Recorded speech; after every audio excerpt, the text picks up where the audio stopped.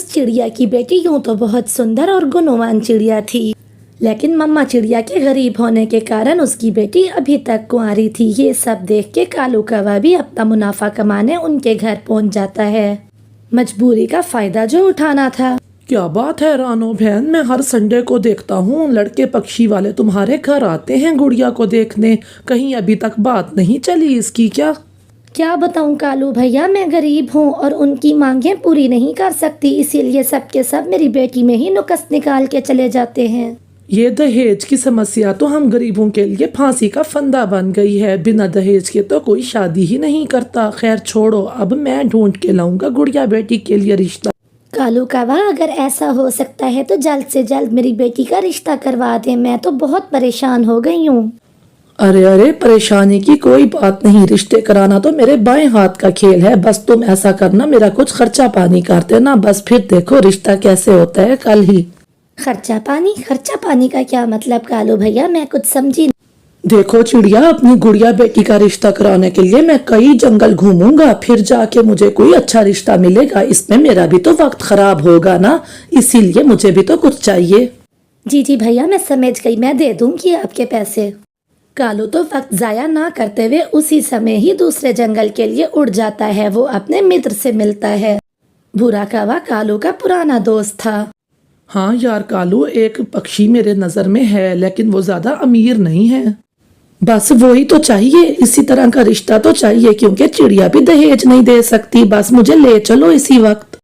बस फिर क्या था, कालू कौवा भूरे कौवे को लेके उसी वक्त रिश्ते वालों के घर चला जाता है। कालू कौवा जाते साथ ही सारी बात बताता है कि किस तरह चिड़िया गरीब है और गुड़िया किस तरह से अच्छी चिड़िया है। तो बस रिश्ते वाले फौरन मान जाते हैं। कालू कौवा तो रिश्ते वालों को लेके तुरंत ही चिड़िया के घर आ जाता है। हमें अच्छी लगी है, हमें आपकी बेटी गुड़िया बहुत पसंद आई है। अरे चिड़िया बहन, तुमने सुना नहीं? जाओ जल्दी से अंदर से मिठाई लेके आओ। मिठाई तो हम लेन देन की बात तय होने के बाद खाएंगे।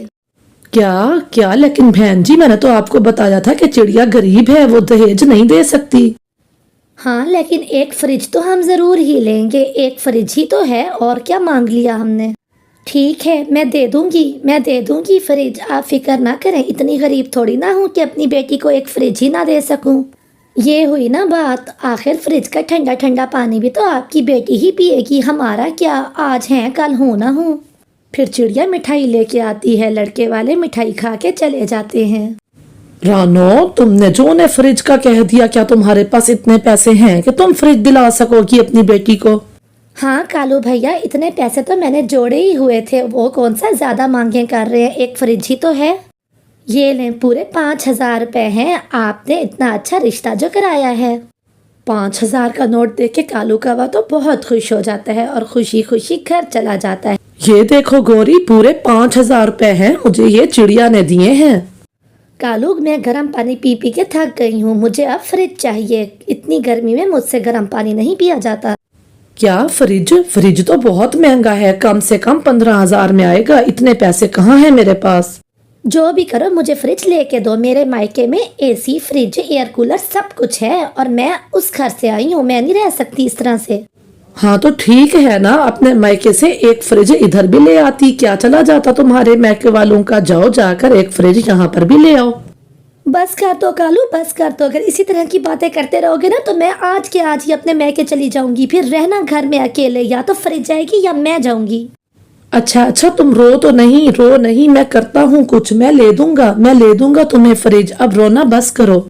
इस तरह से कालू रोती हुई गोरी को चुप करवाता है। इधर चिड़िया ने भी अपनी फ्रिज लोड करवा ली थी। कबूतर भैया, आराम से उतरवाइएगा, कोई ठोकर ना लग जाए। अरे चिड़िया, इतना बड़ा और सुंदर फ्रिज, ये तो बहुत महंगा आया होगा, तुमने इतनी अच्छी फ्रिज ले ली। जी कालू भैया, पूरे 18,000 का आया है ये फ्रिज। मैंने कहा एक ही तो मांग की है, अच्छे से पूरी करूं उनकी मांग। इतनी बड़ी फ्रिज मैं कैसे दिलवा सकता हूँ गोरी को, ये तो बहुत ही महंगी है। कालू भैया, आपने कुछ कहा क्या?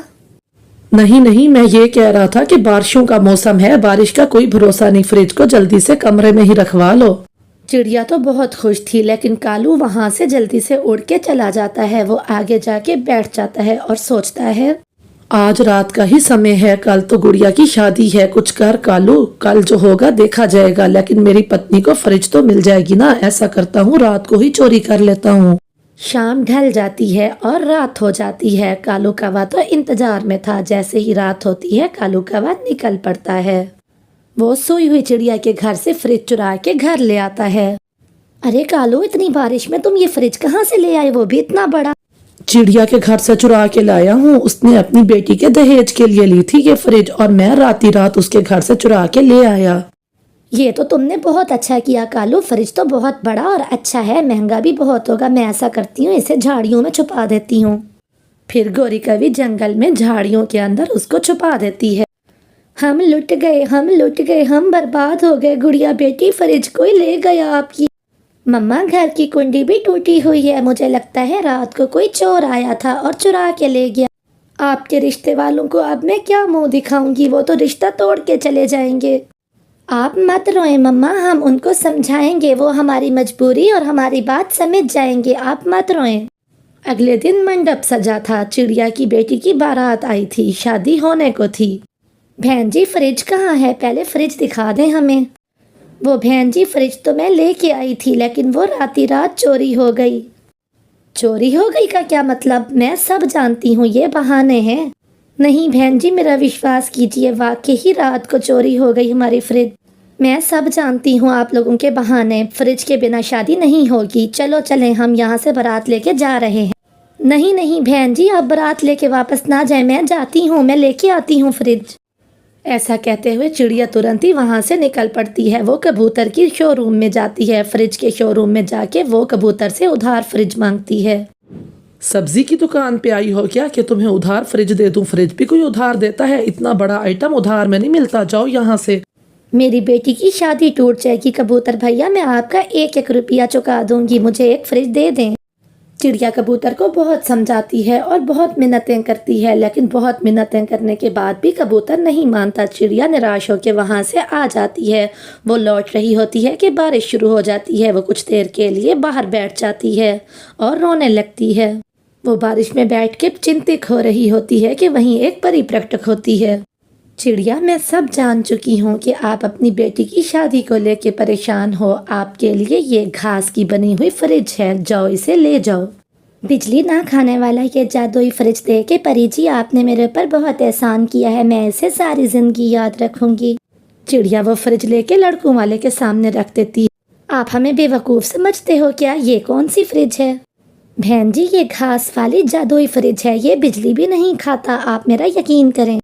फिर लड़के वाले मान जाते हैं और गुड़िया की शादी हो जाती है। वो दोनों खुशी खुशी अपने घर में रहने लगते हैं और खुशी खुशी अपना जीवन बिताते हैं। कालू, शादी तो हो गई और किसी को शक भी नहीं हुआ। आओ चलो, अब हम फ्रिज निकालते हैं। हाँ चलो, अब झाड़ियों में से फ्रिज निकाल के घर ले आते हैं।